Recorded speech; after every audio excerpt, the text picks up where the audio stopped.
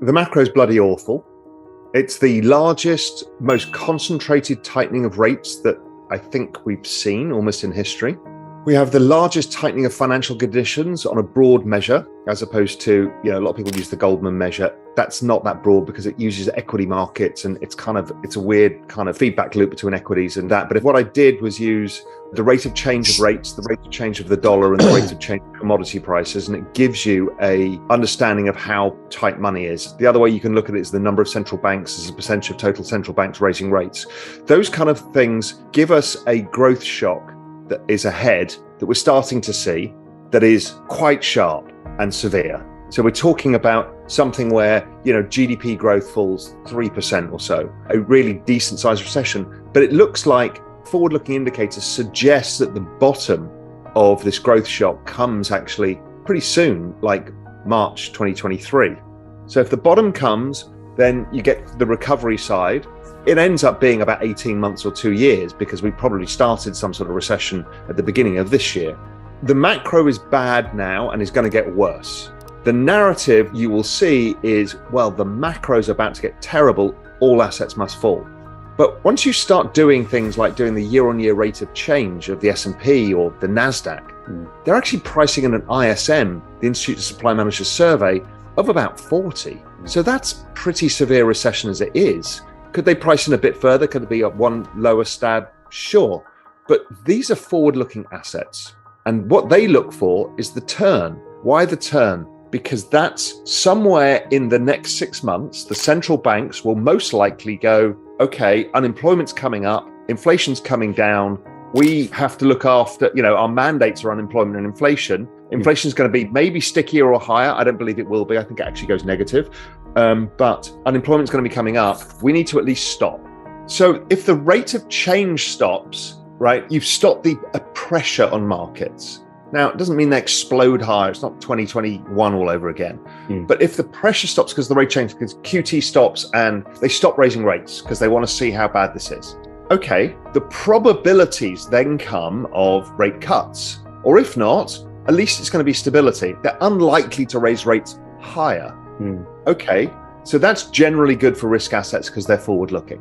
That's where it comes into crypto. So crypto is really interesting. Same with technology stocks, is they are in an exponential logarithmic uptrend because they are network adoption models. So in technology stocks, we've got the relentless, ongoing, ridiculous pace of rise of AI, robotics, EV, space, Internet of Things, 5G, 6G, genetic sciences. All of these things are all coming together at the same time. It's the fastest pace of change humanity will ever go through.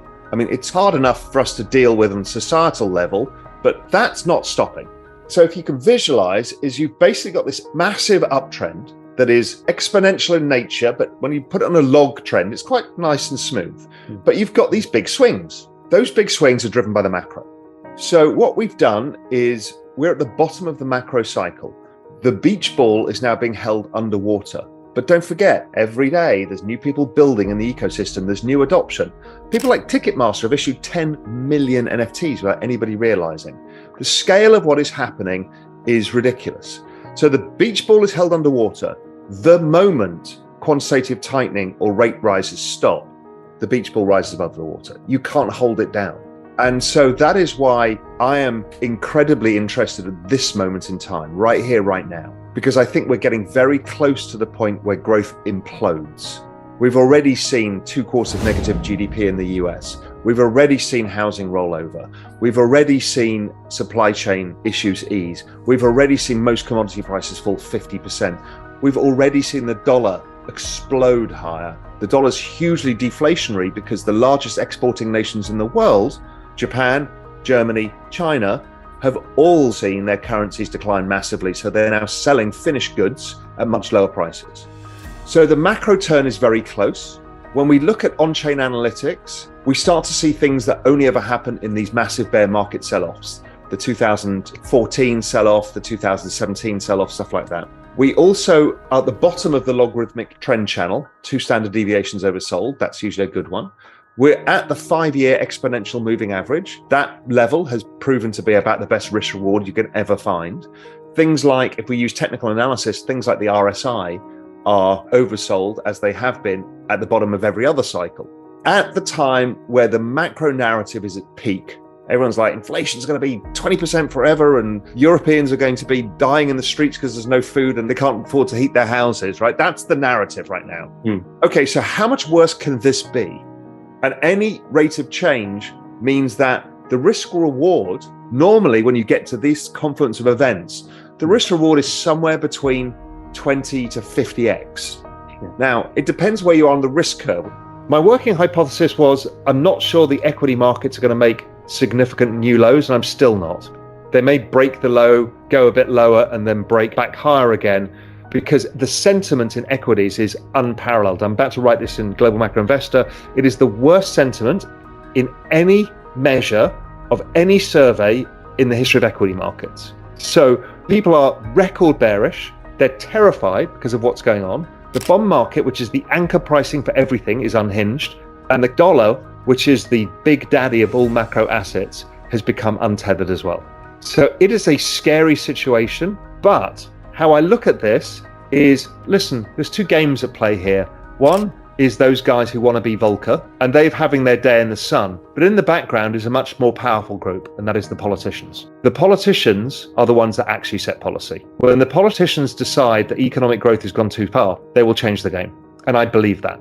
And that's where quantitative easing, direct handouts, and other stuff to alleviate the pain that's going on. They can't have mortgage rates like this for very long before unemployment starts coming, and this becomes a big problem for the Biden administration, or whichever administration in whichever country you got to deal with. So therefore, the propensity for there to be, if this trend continues that we're seeing, there is a propensity for the market soon to start pricing in, somebody's going to have to step in here, much like they did in 2020. So that is still remains my view, is the politicians will end up pushing the Fed around. I think the Fed have created this by fighting the wrong battle, because the battle they remember was the battle that their heroic hero Paul Volcker fought. It ain't that battle. They're fighting the wrong thing. We've got a big problem on our hands, but over the next few weeks, as this pushes to its logical conclusion, you can hear in the background the people coming to the rescue, because somebody's going to have to do something about this. It may start with changing the reserve requirements of banks. It may be swap lines for the foreign central banks. It'll start somewhere, and it will grow, but this can't continue for long. Politics is a narrative game. That's all it is. So where does the narrative lie? The narrative lies with the path of most pain until you're in a situation where you can use optimism.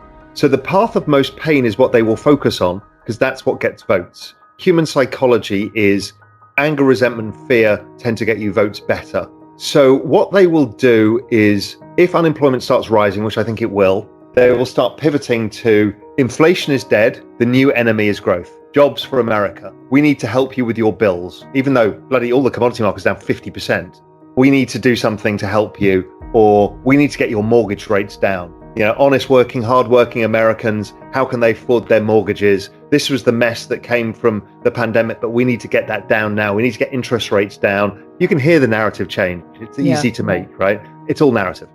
The Fed have got break-even rates of inflation down to the twos, and if this continues for the next few weeks in the vein that it is, and if oil continues to trade towards $60, which I've been saying it's going, these break-even rates are going to come down to 1%. So the battle is won. Now, I actually think, and I've said this before, I think actually inflation is negative in 18 months' time. I think they've completely misread the bullwhip.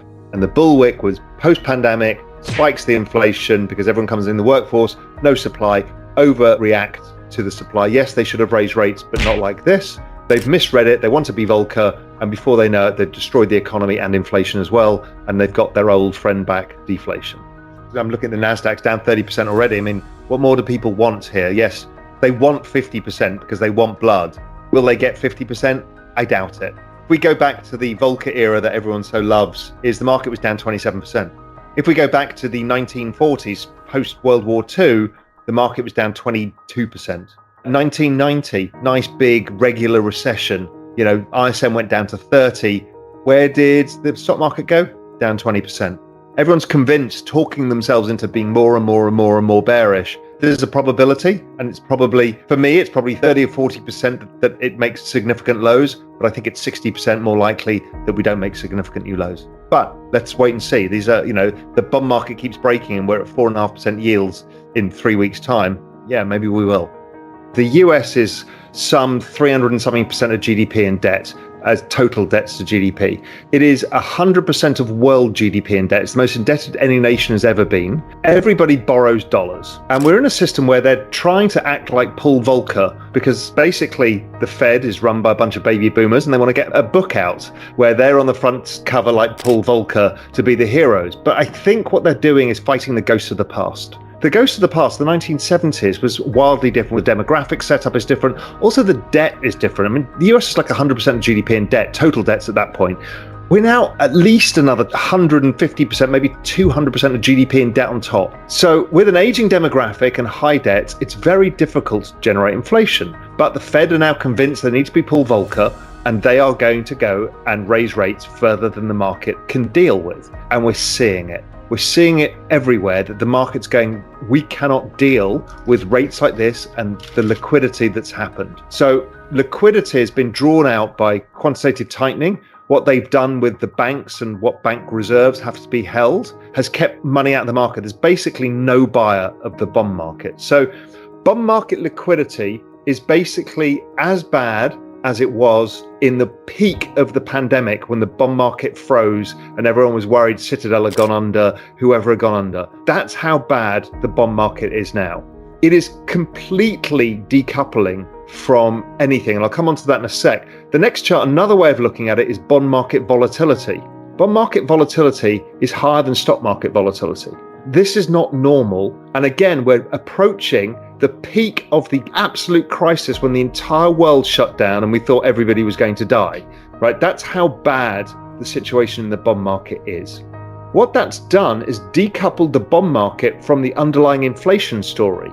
So this is not a fear of inflation, really, because the Fed are saying we're going to do anything to kill inflation. Well, what's happened is the break-evens rate has agreed with that and said, yes, inflation is not the enemy. And break-even inflation, I'm looking at the 5 years, is at 2.4%, which broke down today. And 1 year is at 1.95. So they're basically around 2%. So the market's saying forward-looking inflation is back to normal. Okay, but the problem is if bond yields are going up and inflation expectations are going down, real rates have been trending lower over time. This is 5-year real rates. They trend lower because of debt and demographics. So you need to have low real rates to stimulate the economy or run it normally. So the trend rate of real rates is actually negative 1%. But we've just seen the fastest ever rise in real rates in history. So you're raising real rates on people at a time when they can't afford to service their debts because there's too much debt out there. So it's creating chaos in the bond market because the Fed have essentially gone too far with this whole mechanism between how the banks can use their balance sheets, plus quantitative tightening, plus raising the Fed funds rate. And the market's freaking out. So it's decoupled from the fundamentals as well. So the bond market, the ISM and the bond market are tied at the hip normally. Basically, bond yields go down when economic growth is falling, because growth and inflation fall, and that's right. What's happened is bonds are pricing an ISM now in the 60s, high 60s, when the ISM in the next month is going to cross 50. So the ISM is going to be pointing to recession, which we all know is happening from almost every single guest we've had on, yet the bond market is broken. So it's saying the opposite. We've seen a few episodes similar, but this is the furthest it's ever been from the business cycle in bond market history. So it tells you there's a massive dislocation that's going on. That dislocation has spilled through to the currency market as well. We've already been noting, dollar yen, right? That was a specific situation because there was yield curve control, so you're printing yen. Then the UK starts cutting taxes whilst raising rates, and what happens is the currency collapsed, and today the pound was down 3.5%. This is in the top 5 largest currencies in the world, and it's down and more volatile than the Nasdaq. This is extraordinary, but it's not just that. The Eurozone has got the same problems. South Korea, it's a mess. What we've got is a shortage of dollars, something I've talked a lot about, many guests have talked about. There is a global shortage of dollars. The Fed are taking dollars out of the system, and what's happening is the safety valve is the US dollar is skyrocketing. Now, what that also does is export massive amounts of deflation. If you look at the nations who are suffering the most, it's the world's biggest finished goods exporters: China, Japan, Germany, South Korea, Taiwan. They're all seeing massive currency declines. So this is finished goods. This is TVs and computers and chips and all of that stuff. So the US kind of likes it. It also geopolitically, they like it because they exert their power, which is the biggest power they've got is the US dollar. 87% of world trade is in US dollars, even though the US is 25% of GDP. But you're choking the entire system. There is no dollar liquidity in all of Asia. And this is a problem. It's a structural problem, not just a cyclical one that's happening now. So the moves that we're seeing in the bond market and the currency market are becoming sort of unprecedented, the sort of unprecedented we saw in March 2020. The knock-on effects are things like mortgage rates are exploding still. So it's having a real impact. This is not a financial thing. This is a real thing here. It's becoming an enormous problem for people. We're already seeing house purchases coming down, prices coming down, rents coming down. We're going to start to see unemployment from the housing sector, which is a huge employer of average Americans, for example. Europe is in this huge grip that we know about.